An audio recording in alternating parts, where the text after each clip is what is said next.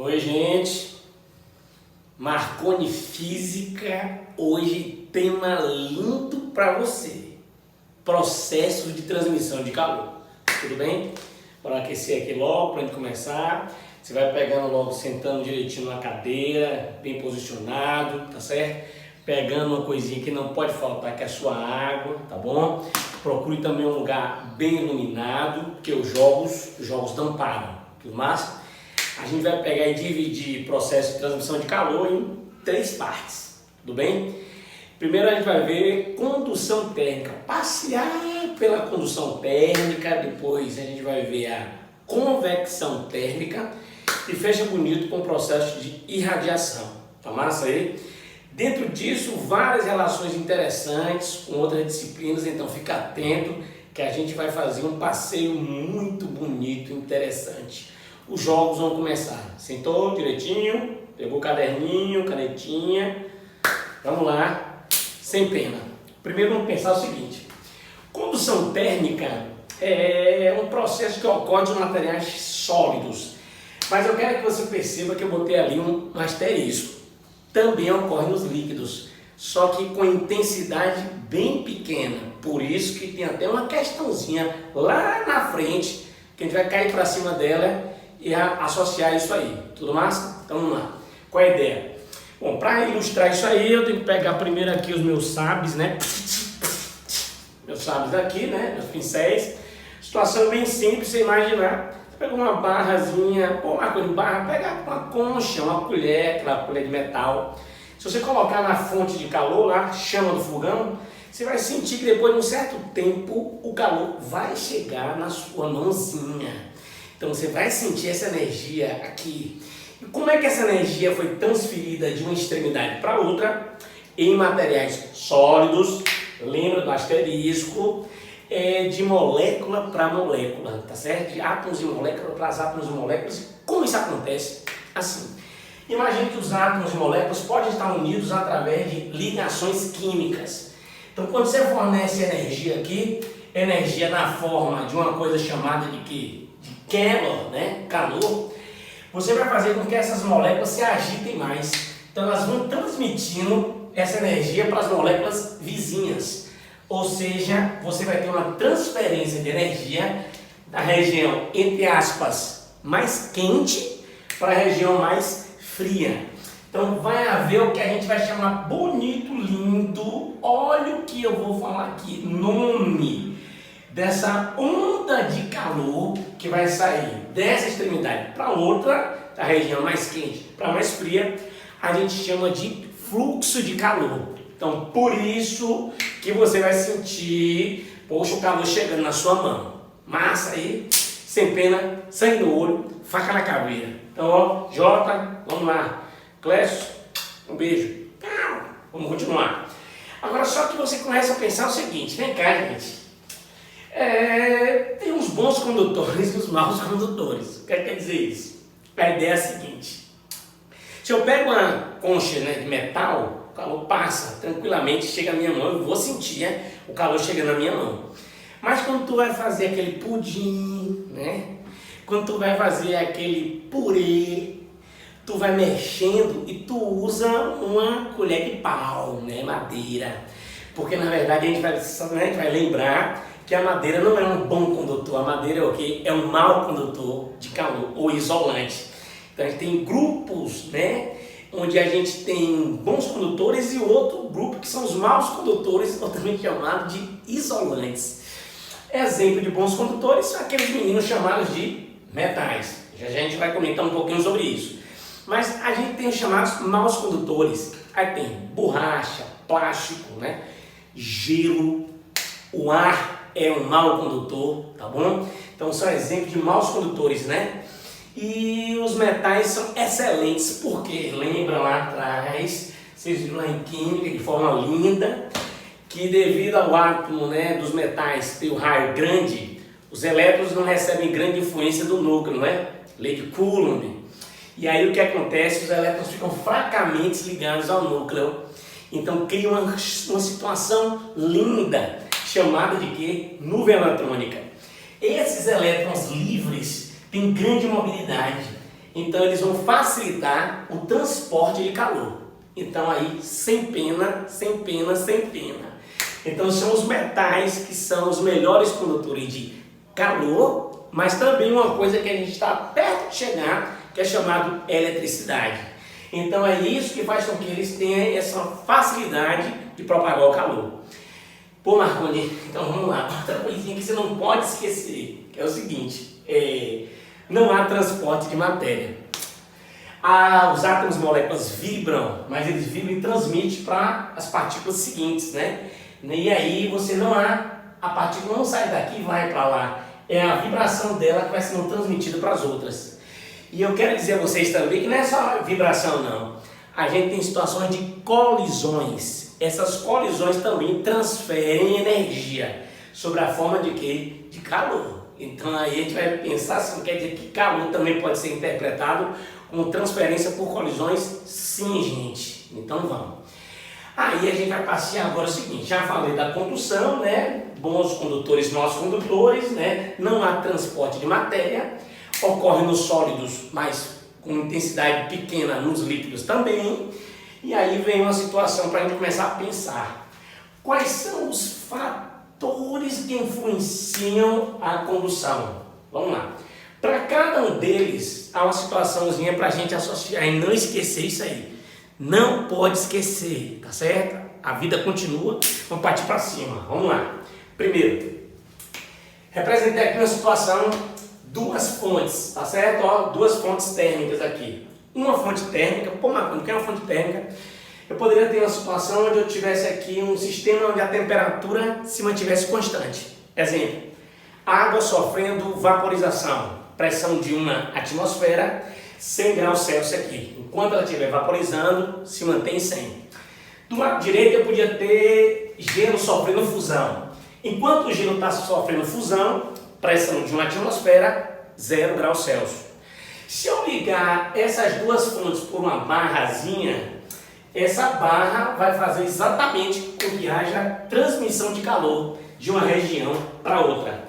Não esquece, a região mais quente para a região mais o que? Fria. Vai haver aqui o que eu falei há poucos instantes, chamado de quê? Fluxo de calor.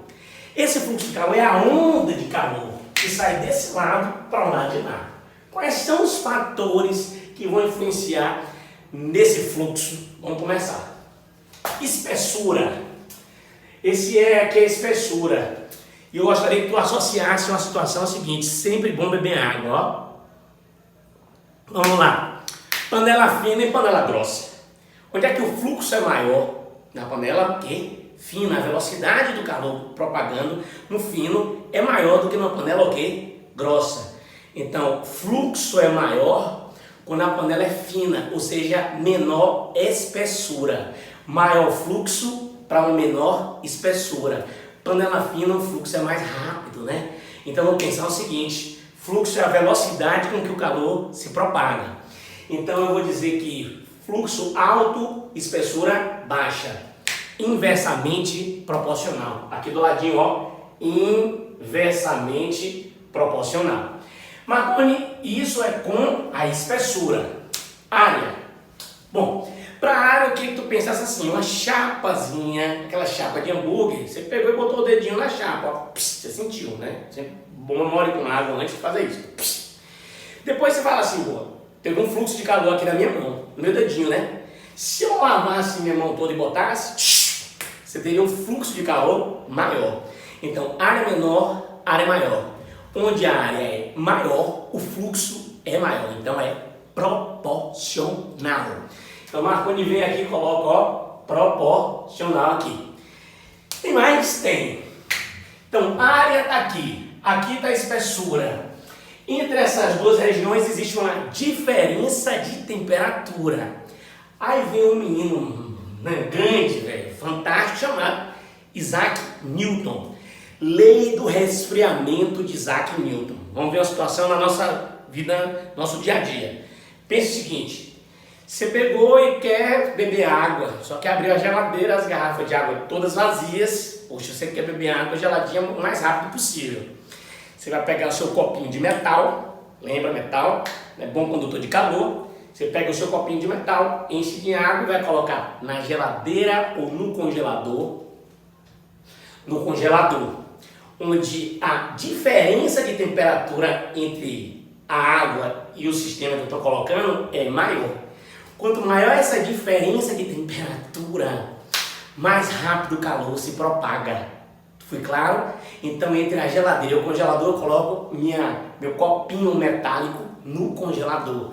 Então, quanto maior a diferença de temperatura, mais rápido o calor se propaga, maior é o fluxo de calor.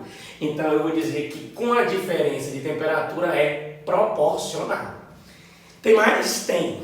Aí, tem até uma questãozinha que a gente vai fazer de vestibular, já caiu no Enem, esse tema aqui já caiu na Escola Baiana de Medicina e Saúde Pública, vestibulares do país todo, esse tema já caiu, então você tem que saber. Marconi quer te falar mais coisinhas, depende do material, depende. A gente vai ver uma sensação que a gente tem quando você pega, por exemplo, um metal que está no ambiente e um objeto de madeira que está no mesmo ambiente. Se esse metal e esse objeto de madeira estão no mesmo ambiente, já depois de um certo tempo, todo o sistema está em equilíbrio térmico. Só que quando eu pego no metal e pego na madeira, a sensação de pegar no metal e na madeira é diferente. Essa sensação aí está associado ao fluxo, que a gente vai discutir. A temperatura deles são iguais, mas a sensação é diferente. Porque a gente vai discutir hoje que o fluxo de calor, ele depende do material. Os metais, eles na verdade facilitam, porque eles são grandes o quê? Condutores de calor. Então, na verdade, ao pegar no metal e pegar na madeira, eu sinto que o metal está, entre aspas, mais frio, porque ele vai retirar calor de minha mão mais rápido. Se eu estiver num ambiente em que esse objeto metálico, essa madeira, por exemplo, a 20 graus, eu estou a quanto? Em torno de 36,5. Quando eu tocar no ferro e na madeira, eu vou transferir calor para ambos. Mas para quem eu transfiro calor mais rápido? Para o metal. Então eu tenho a sensação que o metal está mais frio. Porque depende do material. Então, gente, de forma que a gente vai ter aqui algo que depende do material, que vai estar associado a uma constante. Não esquece disso. Na hora de montar a equaçãozinha, vai aparecer uma constante. Daqui a pouco eu dou o nome dessa constante. Eu vou dizer logo. A gente chama essa constante de K e dá o nome a ela de condutividade térmica. Então, ó, jogos continuam, sangue no olho, paca na caveira. Então, vem comigo. Agora, olha, eu falei há poucos instantes para vocês que o fluxo de calor tem a ver com a velocidade com que o calor é transmitido. Então, velocidade de alguma coisa tem a ver com quem? Com o tempo. Então, ó, esse fluxo de calor, que eu já representei aqui com esse símbolozinho lindo, ele pode ser escrito assim, ó. A gente já viu uma coisa muito, na verdade, igualzinha essa aqui. Tá lembrada qual é a expressãozinha que tem essa mesma equaçãozinha? Potência térmica. Exatamente, potência térmica. Estou chamando agora de fluxo, né? Para a situação, a velocidade de transferência dessa energia, né? Na forma de calor, tem relação com quem? Com o tempo. Só que vem um menino chamado Fourier, né? Fantástico, rapaz. Ele colocou uma equação que consegue calcular o fluxo em função dos fatores que a gente discutiu. Sinceramente, a física é linda demais. Vem comigo, hein? Vamos lá. Qual é a outra expressãozinha? É essa expressãozinha que eu vou te colocar aqui. Ó. Vamos construir junto? Então vamos lá. Primeira coisinha. Espessura é inversa. Então, ó, onde é que você vai colocar a espessura? Denominador. Área é proporcional. Então a área aparece no numerador. Aí aparece agora diferença de temperatura. Não é variação, é diferença. Quem é maior? Θ1 é maior que θ2. Então, ó, eu coloco aqui um parêntesezinho. θ1 menos θ2. Tem mais alguma coisa? Tem. Algo que depende do material, que é chamado de condutividade térmica. A gente coloca aqui bonitão, é o K. Aí você vai me ajudar agora um pouquinho. Esse K que aparece tem nome. É uma propriedade do material. chamada de condutividade térmica. Bom, Marconi, tratamento de unidades, a gente vai fazer isso muito bem quando a gente for resolver questões. Mas, nesse momento, eu seria um monstro, não conseguiria, na verdade, dormir direito se eu não te lembrasse, por exemplo, essa aqui de cima, né?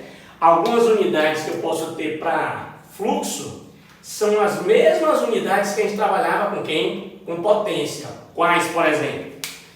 Calorias por minuto, pode ser? Pode ser calorias por minuto. Mas tu lembra que tem uma famosíssima, ficar batendo nela para você não esquecer, você ficar sonhando comigo, né, o tempo todo falando que não esquece, não esquece. Se isso aqui fosse joule, embaixo fosse segundos, é o famoso chamado que? Watts. Essa parte aqui, o que é que você tem que saber disso aqui? É tudo, certo? Essa é a primeira parte de transmissão de calor. A gente vai ver agora o restante de transmissão de calor. Sangue no olho, faca na caveira. Primeira parte. Pronto, mãe.